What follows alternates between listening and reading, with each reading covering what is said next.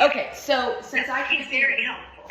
Okay, good. Well, since I can't be there with you to test this, and we talked about this, I think what we've got to do is take these muscles out of passive lengthening, okay?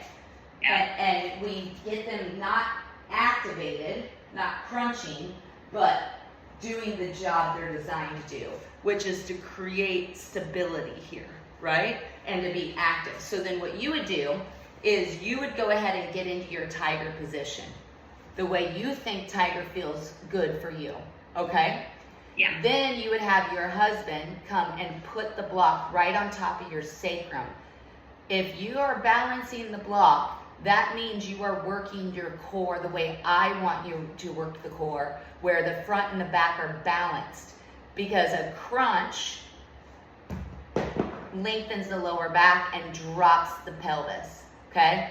Yeah. And then a back bend drops the belly and crunches the lower back. So then, if you were doing that, then the block would go here, right? Down into your lower back. But if you are having the core function that I want you to have, that block should sit perfectly on it.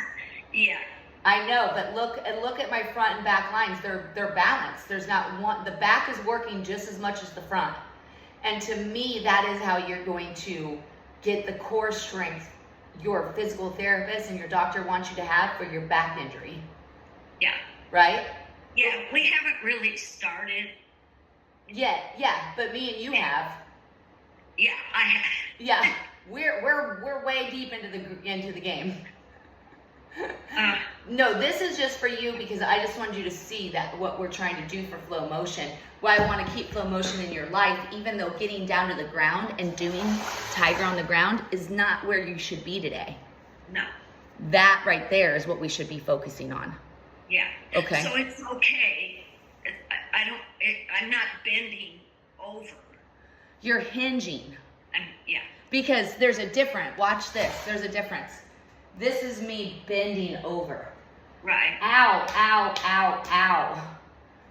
This is me hinging. Yeah. My muscles, those muscles, that line that we talked about, that you're injured, when you bend, they're being pulled on where they don't like to be pulled on. Okay? Yeah. But in hinge, they're not they're isometrically contracting. They're supporting. They're supportive muscles. Yeah.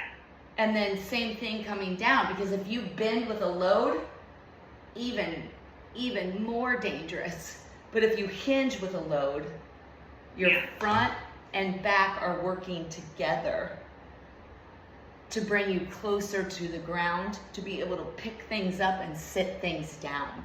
Yeah. You should never bend. So this is why I always tell people, when you are injured, treat it like your best friend. Because think of it as, or not treat it, think of it like your best friend. Because it forces you to figure out better movement. Yeah. Right? And so, yes. Yeah, so I've had to figure out how to get in and out of bed. That's one of the hardest things. Yes. Okay, so let's talk about that really quick, okay? When I hurt my SI, and I know yours isn't SI, but it's still SI. It's kind of an SI. Yeah, it's still lumbar, any injury to the lumbar spine is still SI as well, okay? It's all connected. When I had SI dysfunction pain, getting in and out of bed, or out of bed, was the hardest, okay? Oh, that's terrible. It's the worst. Here is my suggestion. You got to figure out how to get out of bed without moving your head, because the lifting of your head is what's activating that sharp shooting pain. Okay. So I'm going to just show you an example, okay? Yeah. And the ground is different than the bed, because you can use the height of your bed to help, right? Yeah. But if I was gonna go from lying down on the bed or on the ground, the worst thing I could do is lift my head. Yeah. I have got to figure out a way to, and I would just push my head into the bed And I'm pushing my head into the floor right now. And see how I'm rolling? Yeah. And my head is still there. And then see how I do not move my head at all? I have not moved my head. I have not moved my head. I still haven't moved my head, but yet I'm moving my body. I still haven't moved my head. I'm not letting my head be heavy. I'm not letting my head be the prime mover. And I got myself upright without moving my head. Now that's very hard to do, especially when you haven't ever practiced it. So, well, I do the rolling thing. Yeah. You know, I figured that much out. Mm-hmm. But the head, I haven't even considered. And I want you to think about when you're rolling, because you figured that part out then, that's great. Push your head into the bed. And when you're rolling, get into your roll, come out of it, let the head follow your body. Okay. And see if that works. Not only that, will it help you have less pain getting out of bed, I think, but you're also doing movement therapy. You're strengthening muscles. Yeah. You're slow motion, like this, treat your injury like you're think of your injury as your best friend. Now you have to, no one thinks about getting out of bed until they can't, right? I know. Now you're forced to think about how to get out of bed. That's awesome. Because you are going to build functional movement, and then when you're not in pain, you will still want to carry that motion with you. Yeah. Right? Because once I hope so. Yeah, you will. You will. It just needs to be talked about and practiced, right? It's just another, like you said, you got the roll down, but what did anybody ever tell you not to move your head? No. Right? But I want you to get your body positioned, because any movement, because your cervical spine and your lumbar spine are the same curve, okay? What happens in your neck happens in your lower back. What happens in your lower back happens in your neck. So if your lower back flattens, your neck kinks, okay? And then people get that hump, okay? Yeah. If your lower back hyperextends, you can get a forward face tilt, and then you've got a flat neck, right? You want to keep the same curves. And the only way to do that is by not moving the head, because if I lift my head or move my head, I take out the curve of my cervical spine. And when I remove the curve of my cervical spine, it affects the movement of my lumbar spine. And you have an injury of the lumbar spine, so you have to figure out how to move your body without moving your head. Okay. Okay? Yeah. That's your homework this week. Thank you. You're so welcome. We got this. It's been interesting, I'll tell you. Yeah, and that's what I'm saying. Treat this as a moment, 2 weeks with your best friend. And it gets to teach you so many things in life, you know? And just be like, thank you for teaching me a new way to move and a new reason for doing all of this. Yes, and plus, you've been so helpful with. Thank you for taking the time this morning. I appreciate it. Listen, when one of my people are injured, this is what I do. I vibe off this more. So thank you for letting me be your coach. I love to solve problems. Okay. Right? With ways that no one else is thinking about. So thank you for letting me have my crazy and try my crazy out on you and see if it works. No, I love it. So I have another question. Yeah.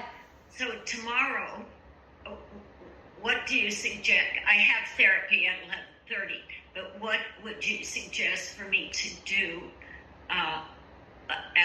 because I don't think there's a live class tomorrow. Right? Not live, yeah, we're on a very limited schedule this month and next month, but which is fine. Yeah. But posture or I don't know. So here's what I'm thinking, because every workout holds so much, right? It's not like we're just doing that. I almost think you keep exploring. So morning groove, right? Okay. Those are the best ones. I just think you keep going into morning groove because they're so interchangeable and they change all the time. I would stay away from the chi flow movements though. Yeah. And so if they show up in a class that you turn on, just stand in posture. Do lymphatic work while I'm doing the chi flow series. And then when I come back with my feet underneath my hips, join me for whatever movements I'm doing right there. Okay. Yeah, and just know and accept that you can't do everything this month. So that would be a great way to practice the online workouts. Being in acceptance, being in radical acceptance of, nope, I'm not going to do the chi flow part. Nope, I'm not going to get to the ground in flow motion. I'm going to grab my chair. I'm not going to do single arm scapular rotations. I'm going to do backstroke instead. Find a way, let it be, you find a way to pick and choose what movements feel best to your body today. Okay. Right now, the state that it's in, right? Yeah. Yeah, and that's what I would do, because I know you still need to work out every day. So I want to give you freedom to choose your workouts, but also have you be your own coach by being like, this is not what I should do at this moment, so I'm going to do something else for a second. Okay. And what do you think about just easy bike ride? Well, the only thing is that the bike position does put you in that stretched position of that. So I think what you're thinking is like, how do I get my cardio and my blood pumping, right? I think that's what you're thinking. Is that what you're thinking? Yeah. Yeah. Yeah. Walking. I can walk. Okay, walk, posture walk, Yeah. right? Thinking about keeping the ribs open, thinking about walking in your inhale breath, thinking about keeping your upper back strong. So you can walk, but make your walk different. Make your walk challenge different, not necessarily go up hills, but think about your posture while you're doing it, right? Yeah, we have beautiful walking trails right across the street from us. Perfect. Which I don't go very often over there, but this would be a good chance for me to do that. Practice not looking at the ground, instead seeing the ground ahead of you and knowing that there's no obstacles in your way. Practice not looking down at your feet, because that's going to pull the head forward and pull on the back. So think of your walks as not just walking, but as movement therapy. Okay. Okay? Yeah, and I don't have to power walk. No, that's what I'm saying. Yeah. Make it a new challenge. You know how to power walk. You don't know how to posture walk. So with that, it's a new challenge. It's something new. Yeah. It's going to stimulate that need to feel accomplished, because you are going to take your walk and change it up. Like I said, you know how to power walk. You know how to walk. Now challenge yourself to posture walking. Okay. Good. Yeah. Okay. Yeah. Okay. Thank you. You're so welcome. Thank you. Bye.